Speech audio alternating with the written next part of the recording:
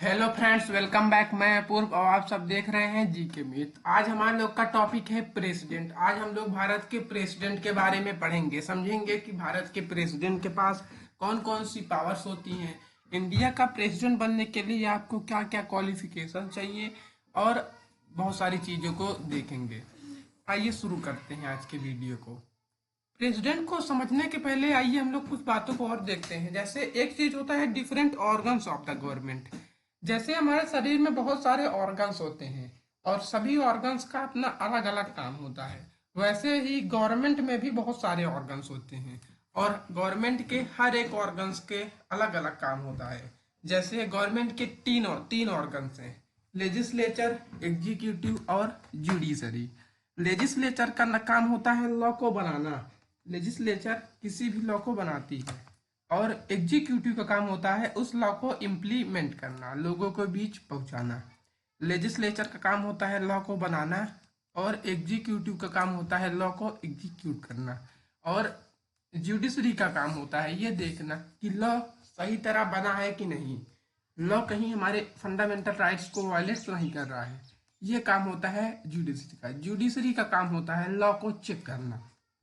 और इस काम को हम लोग, इस रोल को, लेजिस्लेटिव के रोल को, एग्जीक्यूटिव के रोल को और जुडिशरी के रोल को हम लोग चेक एंड बैलेंस सिस्टम कहते हैं। क्योंकि इस इस फॉर्म ऑफ गवर्नमेंट में, मतलब इसको हम लोग हॉरिजेंटल डिस्ट्रीब्यूशन ऑफ पावर्स कहते हैं कि पावर्स को हॉरिजेंटल डिस्ट्रीब्यूशन किया गया है लेजिस्लेचर, एग्जीक्यूटिव और जुडिशरी के बीच में।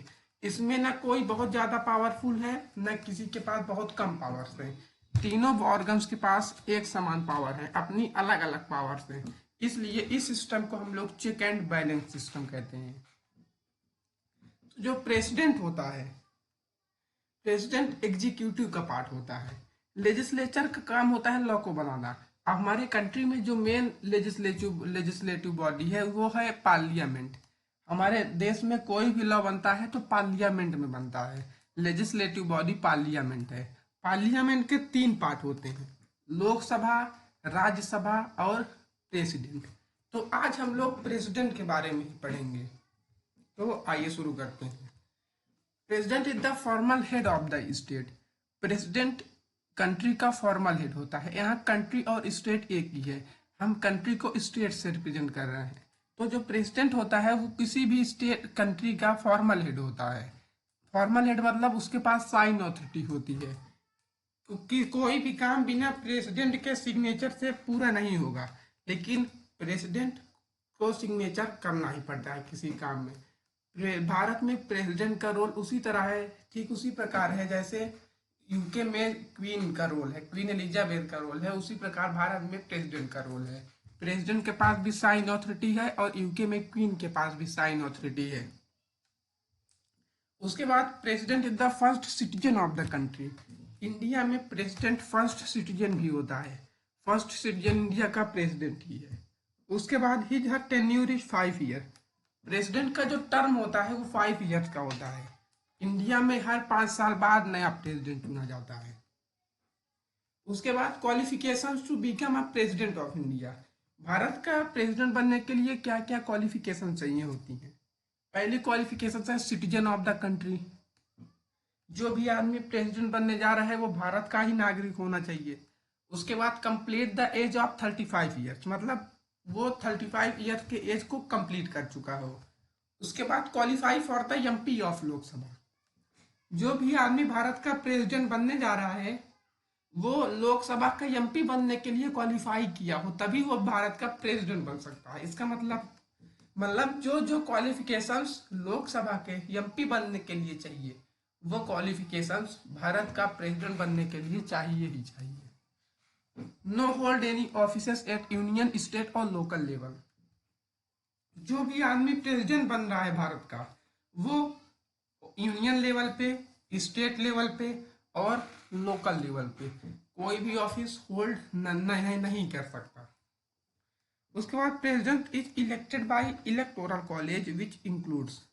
जो प्रेसिडेंट का इलेक्शन होता है वो इनडायरेक्टली इलेक्शन होते हैं। इनडायरेक्टली इलेक्शन का मतलब क्या है? इनडायरेक्टली इलेक्शन का मतलब होता है प्रेसिडेंट को भारत के लोग चूज नहीं करते हैं, जिस भारत में जिस इलेक्शन में कोई भी आदमी अगर इंडिया के सिटीजन के द्वारा चूज किया जा रहा है तब उसका इलेक्शन डायरेक्ट होता है। जैसे जो प्राइम मिनिस्टर का इलेक्शन होता है वो डायरेक्ट इलेक्शन होता है, क्योंकि भारत के लोग प्राइम मिनिस्टर को चूज करते हैं। और प्रेसिडेंट का इलेक्शन इनडायरेक्ट होता है। और प्रेसिडेंट का एक इलेक्टोरल कॉलेज होता है। इलेक्टोरल कॉलेज का मतलब है जो लोग प्रेसिडेंट को चूज करते हैं। Elected members of Lok Sabha and Rajya Sabha. Lok Sabha और राज्यसभा के जो इलेक्टेड मेंबर्स होते हैं, अपॉइंटेड और नॉमिनेटेड मेंबर नहीं, जो प्रेसिडेंट के द्वारा नॉमिनेट होते हैं वो मेंबर नहीं, सिर्फ इलेक्टेड मेंबर्स। और लोकसभा और राज्यसभा के जो इलेक्टेड एमपी होते हैं वो प्रेसिडेंट को चूज करते हैं। उसके बाद elected members of legislative assembly, मतलब स्टेट के जो एमएलए होते हैं वो भी प्रेसिडेंट को चूज करते हैं।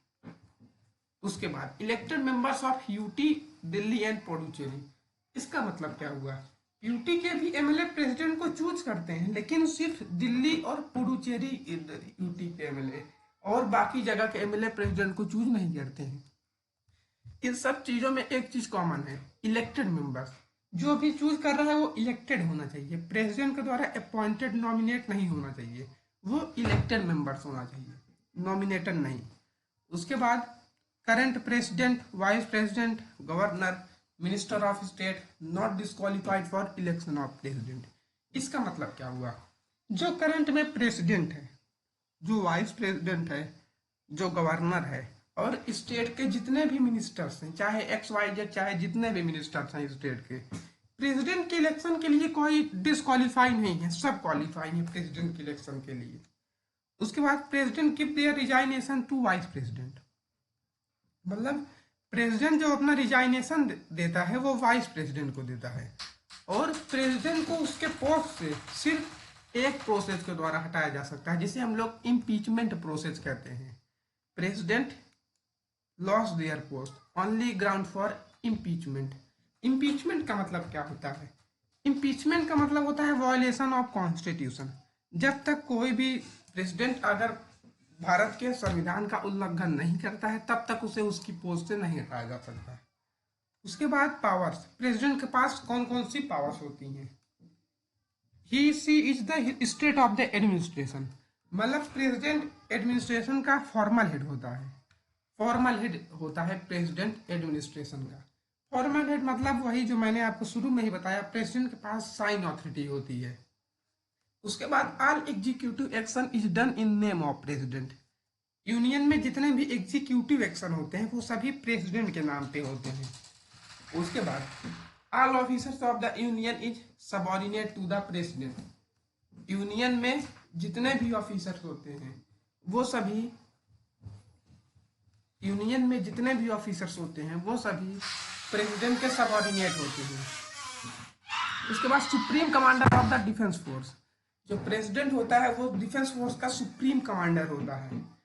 Power to summon a joint session in the case of deadlock, जब लोकसभा और राज्यसभा दोनों ही हाउसेस किसी भी चीज को मानने को तैयार नहीं है तो प्रेसिडेंट के पास ये पावर्स होती हैं कि वो ज्वाइंट सेशन बैठाए, मतलब लोकसभा और राज्यसभा को दोनों साथ में बैठाए।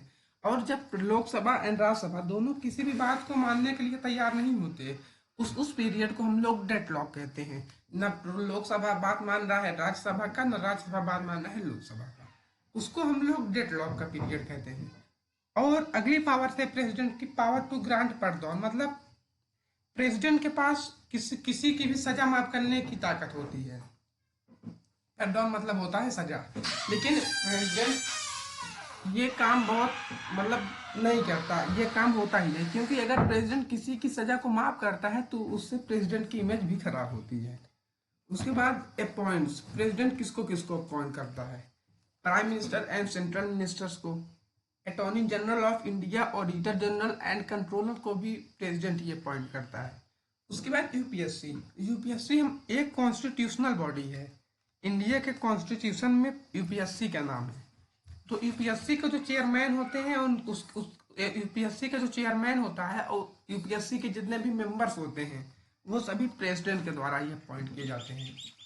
Chief justice of India and जजेस ऑफ सुप्रीम कोर्ट, इंडिया का चीफ जस्टिस, सुप्रीम कोर्ट के जज, हाई कोर्ट के जज, सभी प्रेसिडेंट के द्वारा ही अपॉइंट होते हैं।